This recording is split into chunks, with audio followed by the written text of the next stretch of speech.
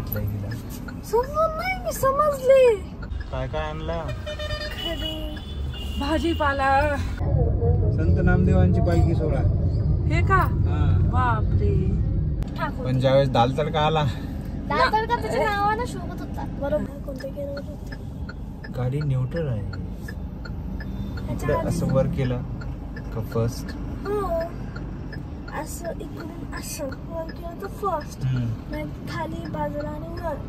तर मग third gear. Third gear वर, फोर्थ गिअर खाली. हा. वर खाली येत नंबर्स. ओके. गाडीचे गिअर्स कसे आहेत ते समजून सांगितलंय हिला. नाही समजले.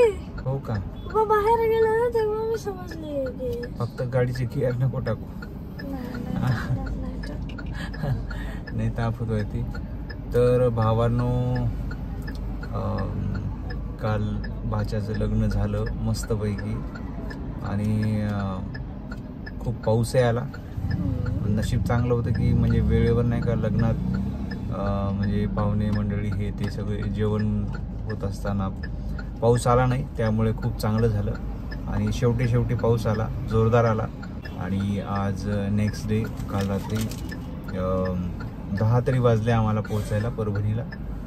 आणि पोहोचल्यानंतर मग काही नाही, मग ते सामान वगैरे सगळं शिफ्ट करणं हे करणं या सगळ्या धावपळी चालू होत्या. आणि श्रावणीला छोटासा हेलिकॉप्टर घेतलाय, 2 हेलिकॉप्टर. ते आपण लहान असताना खूप खेळलेले आहेत बघा, हे नाही का असं याला, याला असं केलं की हे उडत आहे. तर हे असं पण खेळलेलं आहे. हे श्रावला काल घेतला आपण तिथून. तर असं एकंदरीत मस्त लग्नात मजा केली. आणि आता परतीच्या प्रवासाला आमची सुरुवात झालेली आहे. आता जस्ट परभणीमध्येच आहोत.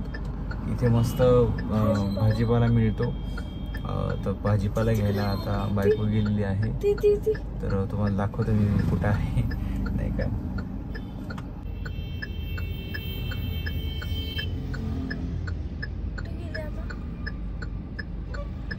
ते झाडाच्या पाठीमागे. तर हे बघा, परभणीचं वसमत रोडवरच नाही का, विद्यापीठाच्या जस्ट अलीकडे हा ताजा भाजीपाला घेऊन आजूबाजूचे जे शेतकरी आहेत ते शेतकरी या ठिकाणी येतात मित्रांनो. आणि आता नागपूरला जायचं आहे तर मग मस्तपैकी इथून भाजीपाला घेत आहेत. आपल्याकडे नागपूरला काटेरी वांगे मिळत नाहीत, गावरान वांगी नाही का, ती वांगी आम्हाला खूप आवडतात सगळ्यांनाच. तर आता ते घेऊन राहिले आहे बायको, तुम्हाला दाखवत होती. ते बघा ते रोड क्रॉस करून येत आहे. भाजीपाला भरपूर घेतलाय का किंवा कसं आहे, आता एकदा मस्त घेतला भाजीपाला काय एक 4-8 दिवस आपल्याला तो पुरतो. आणि हो 8 दिवस तरी जातो. आणि कसं गावाकडून आणल्याचा एक वेगळा आनंद असतो. येताना आपण गावाकडून घेतला बाबा, हे की नाही. तर बायको आता भाजीपाला घेऊन आली.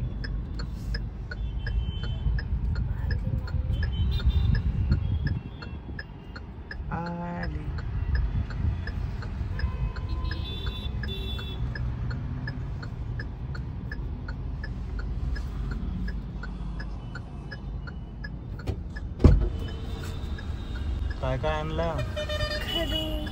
भाजीपाला. लिंबू 1 किलो आणले. ओके, स्वस्त होता का? कसा होता भाजीपाला? ते हार घ्यायचं का एक छोटासा?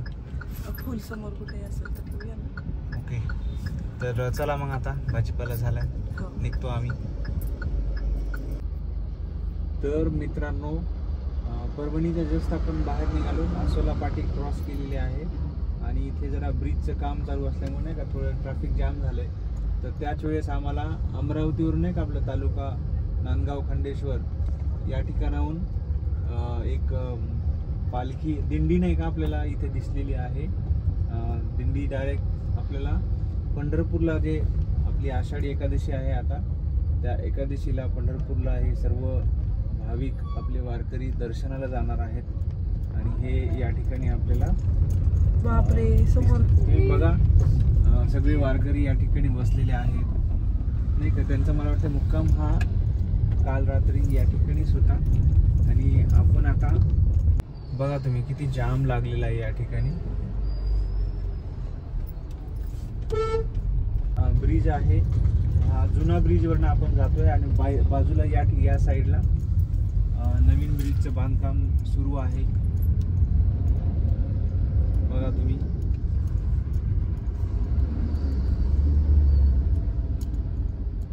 आणि जाम झालेला असल्यामुळे आता पुलावरती पण जाम आहे. ही आहे पूर्णा नदी, हो ना? पूर्णा नदी. रहाटे, इथे रहाटेचा एक बंधारा आहे मित्रांनो. आणि परभणीला बऱ्यापैकी पाणी पुरवठा जो आहे तो या ठिकाणाहूनच होतो. म्हणजे पहिले होत होता तेव्हा. हा बघा या साईडला बंधारा आहे आणि थोडासा मला वाटतं पडलेला पण आहे एका साईडला.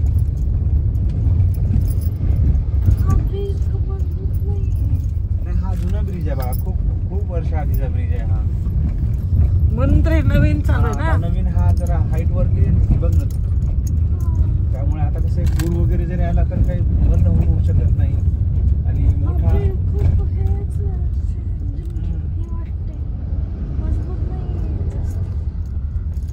मग आता खूप जुना आहे ना.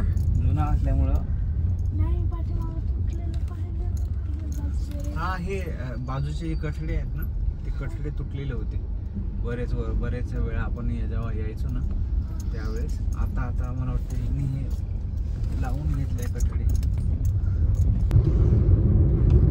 रस्त्याने सगळीकडे ना दिंडी चालू आहे.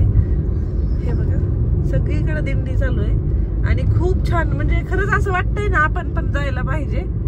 आणि यांची एनर्जी पाहून तर खूपच वाटतंय बरं का की हे बघा तिकडनं येतात ना आपल्या नागपूर साईड अमरावती.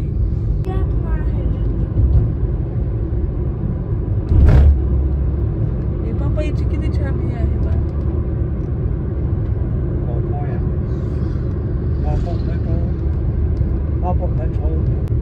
जय जय राम कृष्ण हरी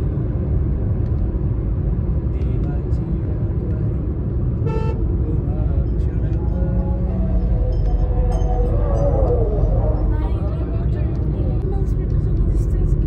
हो बाबा किती मोठे आहे.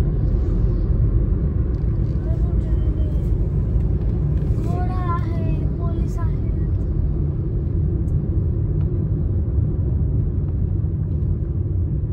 किती मोठी दिंडी, किती हे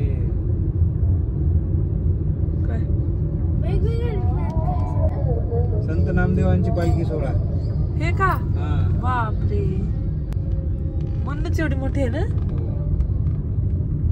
नामदेव महाराजांची बघ सामने. कुठून आली ही? नरसी नामदेव. चांगला दिवस आहे आपला. दर्शन झालं म्हणून तेवढ्या मला पोलिसाची गाडी ते दिसल्या ना मी म्हणलं हे महत्वाची आहे म्हणून दिंडी. पोलिसांच्या गाड्यात अजून हाय काय पाहिजे बघायला पाहिजे कशी अजून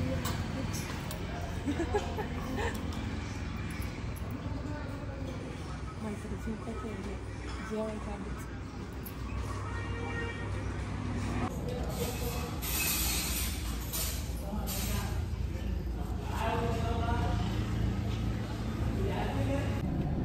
तर मित्रांनो आता प्रवास सुरू झालेला आहे आमच्या भागाशी तुम्हाला सांगितलेलं आहे. तर आत्ता आम्ही हिंगोली आणि वाशिम या मार्गामध्ये आहोत. हिंगोलीवरून वाशिमला निघालो होतो आणि मध्येच नाही का भूक लागली.